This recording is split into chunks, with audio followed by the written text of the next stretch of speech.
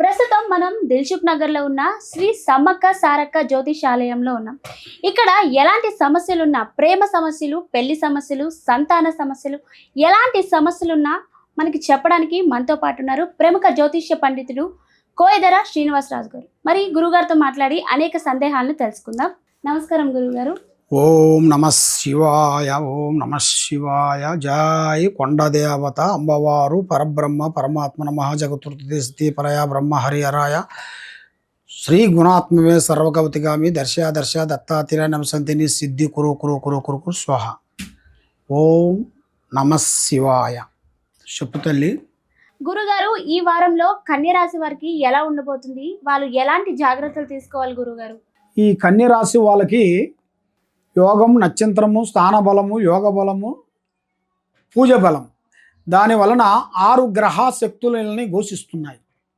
ఈ 6 గ్రహాల వల్ల వాళ్ళకి ఏ కార్యక్రమాలు అనుకుంటున్నారో ఆ కార్యక్రమాలు అంత స్పీడ్గా కావు.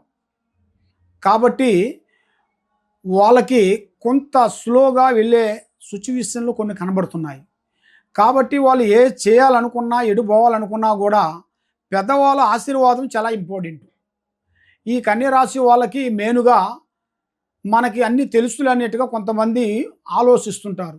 కాబట్టి మనకి ఎన్ని తెలిసినా కూడా ఎదుటివారి డైరెక్షన్ తీసుకోవడం చాలా గొప్పది.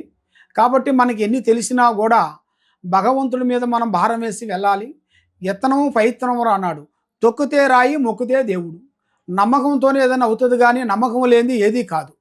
కాబట్టి ఆ నమ్మకంతోనే భగవంతుడి మీద భారం వేసేసి వెళ్తేనే ఆ కన్యరాశి వాళ్ళకి అదృష్టము, జీవితము, లలాటకము, యోగము కలిసి వస్తుంది. వీళ్ళు చేయాల్సిందంతా శ్రీ లక్ష్మీ కటాక్షము పూజ చేయాలి. శ్రీ లక్ష్మీ దేవత నవగ్రహాలు అంటే అష్ట నవగ్రహాలు అంటారు. అష్ట నవగ్రహాలు అంటే మనకి 8 ఉంటాయి కదా.